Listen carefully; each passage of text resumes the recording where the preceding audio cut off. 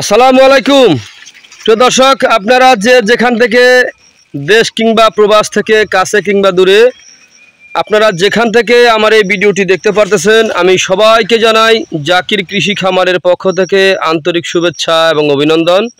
এই যে আমার সামনে যে ঘাসটা আপনারা দেখতে পারতেছেন, এই ঘাসটার নাম হচ্ছে আমেরিকান গুয়াতিমালা হাইব্রিড ঘাস। এই ঘাসটা একবার রোপণ করলে আপনি কমপক্ষে 5 থেকে 6 বছর পর্যন্ত আপনি এই ঘাসটা খাওয়াতে পারবেন। দেখেন, আমেরিকান গুয়াতিমালা হাইব্রিড ঘাসে ভিটামিন, ক্যালসিয়াম, মিনারেল রয়েছে। এই ঘাস খাওয়ালে আপনার গরু স্বাস্থ্য ভালো হবে। এর কারণ হচ্ছে ভাই, এটার মধ্যে ভিটামিন, ক্যালসিয়াম ও মিনারেল রয়েছে। এই ঘাসটা আপনার পাতা হয়ে থাকে, প্রচুর পরিমাণে পাতা। এই ঘাসটা যতটুকু লম্বা হয় ঠিক ততটুকুই পাতা হয়ে থাকে। দেখেন, এই যে এখানে দেখতে পাচ্ছেন, এখানে একটি ঝোপায় কি পরিমাণে ঘাস হয়েছে দেখতে পাচ্ছেন আপনারা।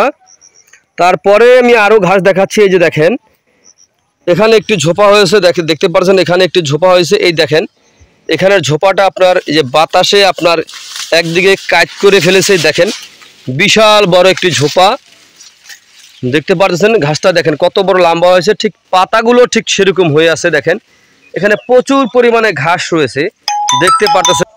এই ঘাসটা আপনি যে কোনো মৌসুমে রোপণ করা যায়। বিশেষ করে এই বর্তমান সময়ে এই ঘাসটা রোপণ করার একটি সঠিক সময়, যেমন আষাঢ় শ্রাবণ মাস, এই 2 মাস অথবা জ্যৈষ্ঠ মাস থেকে শুরু করে বৈশাখ জ্যৈষ্ঠ আষাঢ় শ্রাবণ মাস, এই কটা মাস এই ঘাসটা রোপণ করা একেবারে বিশেষ মুহূর্ত সময়।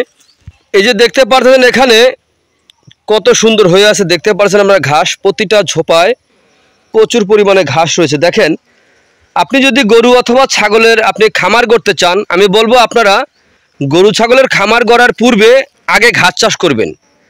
আপনি কোন ঘাস চাষ করবেন সেটা আপনার বিষয়। আপনার গবাদি পশুকে আপনি কোন ঘাসটা খাওয়াবেন। দেখেন, আমেরিকান গুয়াতিমালা হাইব্রিড ঘাস রয়েছে, তারপরে আপনার ইন্দোনেশিয়ান স্মার্ট নেপিয়ার ঘাস রয়েছে, জারা ওয়ান ঘাস রয়েছে, তাইওয়ান ঘাস রয়েছে।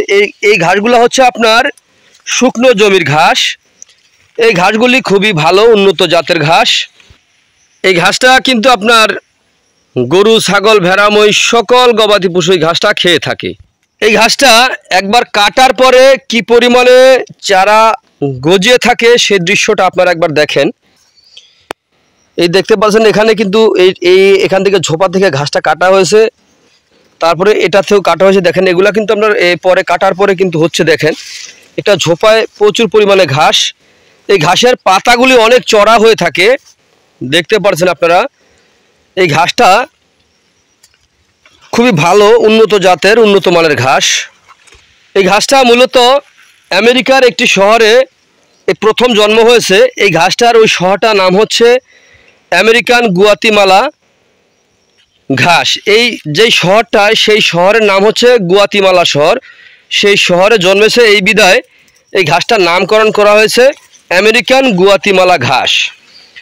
তো প্রিয় বন্ধুরা, আপনারা যদি এই আমেরিকান গুয়াতিমালা ঘাসের চাষ করতে চান, তাহলে এই ঘাসের কাটিং অথবা চারা রোপণ করতে পারেন। দেখেন, কাটিং যদি আপনি রোপণ করেন, কাটিংয়ের থেকে চারা রোপণ করলে আপনার বেশি ভালো হয়।